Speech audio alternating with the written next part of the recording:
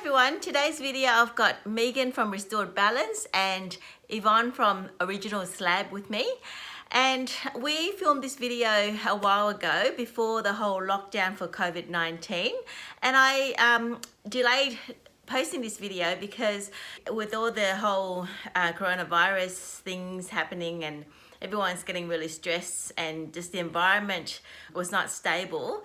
So it's talking about starting a business and, you know, how we've started our business, and everything is kind of on pause at the moment. But I had to listen to this video again and I decided to post it because it is relevant, because I think if you are thinking about starting a business now, or if, you know, your life is taking a bit of change because of this whole coronavirus issue and you've been wanting to start your own business for a while, it is a great time to start it, because you can't expect to make money starting a small business in the first 12 months anyway. So I think it's the best time to start your own business, and hopefully this video will inspire you. Hi everyone, it's Bic again and Megan and Yvonne, and we want to talk to you about starting your own business. You've got a great idea and you want to start a business. And maybe you feel like you need, well, women specifically, feel like they've got to be perfect at everything, have everything sorted out, have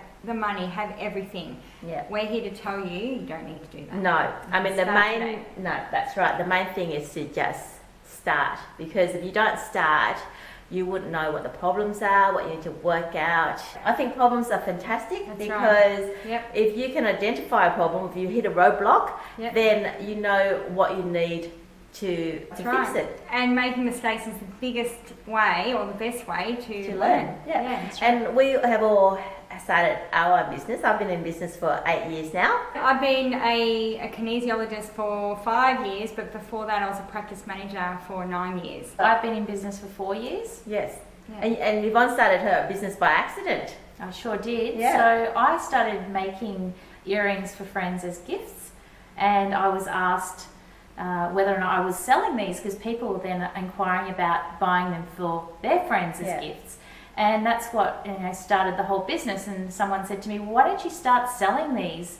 And I had to then start by thinking and researching about what it takes to start a business. It is actually easy, but it's also quite hard once you start getting past all these hurdles and realizing that there's a lot more to than just a business name or a website or a logo. And it's achievable, but there's just lots of hurdles. Exactly. Like even a website, you know, like sometimes, I mean, I use Shopify. Sometimes Shopify doesn't work and you're spending hours trying to work out, you know, the wholesale code of it all. And I'm not a website designer or a coder or anything, but because I'm stuck with this problem and my customer needs it, I have to just sit down and work it out, and, you know, get on help, and, you know, a lot of times help is. And then you have all these website providers that you can choose from, and some website providers are great for service-based businesses, and others are better for, you know, product-based businesses. So then you need to do all your research and say, well, which provider is good for me? Absolutely. And so as a product-based business, you know, I design cards. You think that this card's going to really sell, you know, it's going to have legs, going to sell hundreds of it, and you go and print all these cards out and it doesn't sell. It's like one of your worst selling cards. And it's still sitting on the shelf. Oh, no. But that's okay, because you know, every business, there's going to be mistakes. You've got to take risk, and you don't know that until you actually do it. That's right. And even like social media posts, I've put some up there, and I thought, oh, whatever, if it doesn't do well, that's okay, and they've gone bananas. Yeah. And you just can't predict everything, so just put your hat in the ring and try everything out, and just monitor and keep track of what works, what doesn't. Yeah. And don't be afraid to ask for help, because I couldn't have done my business without my tribe. Yeah. But I also think ask for the right help. If you ask friends who don't have a business, sometimes that's not very helpful, because they will talk to you about their fears and why you shouldn't do it. Maybe ask people who have got a business and how they can overcome, you know, certain problems, for example. But even, you know, I mean, I've got a business, and sometimes I discourage my friends of having a business. So for example, you know, a friend came to me yesterday about a jewelry business, and I'm like, jewelry is so saturated, because I don't really know anything about jewelry. So, you know, I'm just telling her what my fears, my apprehension. And I have students, kinesiology students, who come to see me for help with their learning, as well as having balances with me, and they're like, oh, how do you do it? Oh, we couldn't do it. I'm not good enough. The thing is, you've got to believe in yourself. If you can't believe in yourself, then nothing will happen. And if you do believe in yourself, and you believe in your product or your service, and you just come from a heart centre, things will happen for you, but you have to believe in yourself. I think jump into the deep end, and you just got to learn how to swim. If you want to start your business, go for it. I mean, I'm not saying it's going to succeed, because statistics says that most businesses fail. Yes, but why do they fail is for not planning. So while we're saying just jump in the deep end, you do have to have some sort of structure. But it's a flowing. It's not like if you don't make that deadline, then you're going to fail. You need to be flexible, and you need to fluid.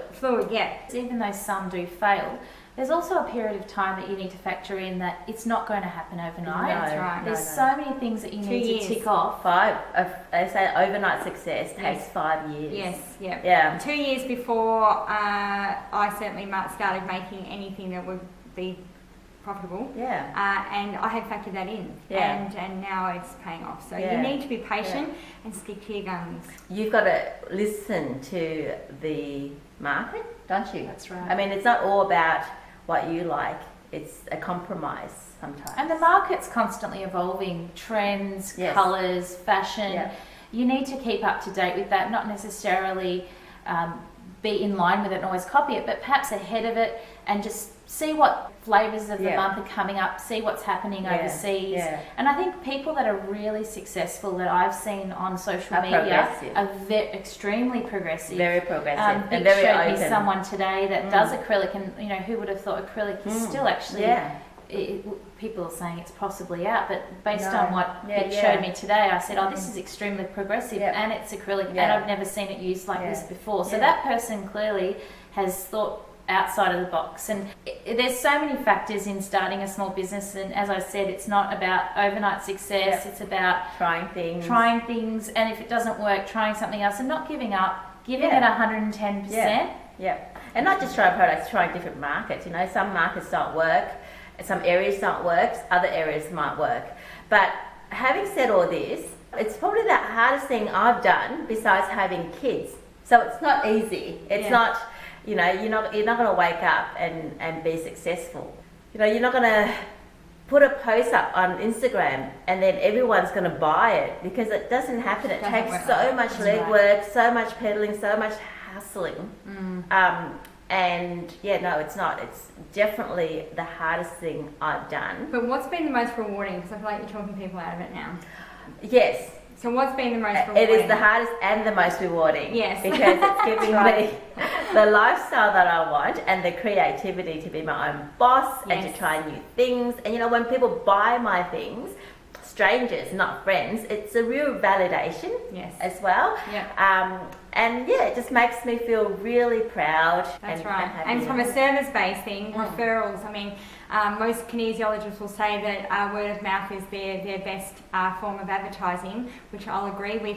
And I too, I do treat friends, I do treat colleagues, but the most rewarding thing is when, like today, I had someone from London say, I'm coming home, and my friend said to come and see you. So, you know, word does travel that far, which is incredible. Having people find you in different mediums, don't sort of put yourself in a box, and having your own business does give you flexibility. When you're helping somebody and changing their lives, because you know your work is life-changing, that must be a real sense of satisfaction. And I truly am passionate about what I do, which I think helps, if you're in a business and you're sort of half-baked with it, then no one's going to buy into passion. You need passion in a business, don't you? Definitely. And if you don't have the passion, you're not going to have the drive, you're not going to have the motivation. It all just snowballs. No, exactly. That's how it grows. And passion comes from within. Because if you're trying to do, let's say a product business, if you're trying to produce a product that isn't in line with your passion, it doesn't come across that authentic, but it's a lot harder too, because you got to do the research on what that other type of person wants. Whereas if you're doing it for yourself, something that you love, it just makes it a lot easier. And it will resonate with others. It does, because people are buying you. Yeah. You know, whether it's a service or product business, people are buying you. Your authenticity. Yeah. To sum it up, if you want to be authentic, love what you do. It is hard work, but rewarding. And just do it. Start before you are ready, because you can make all the excuses in the world. You know, you haven't got enough money, you haven't got enough time, your kids are not old enough. It's never the right time. That's right. Like having babies. Like having the right time. Exactly. It's never the right time. You just got to do it. And go, what am I doing? Yeah. That's right. Yeah. Great. Well, thanks for listening. Thanks, guys. Bye. So if you enjoyed that video, if you enjoyed our little chats, please remember to subscribe down below and leave us a like and a thumbs up, a comment, hit that notification bell so that you can get notified when I post a new video. Thanks.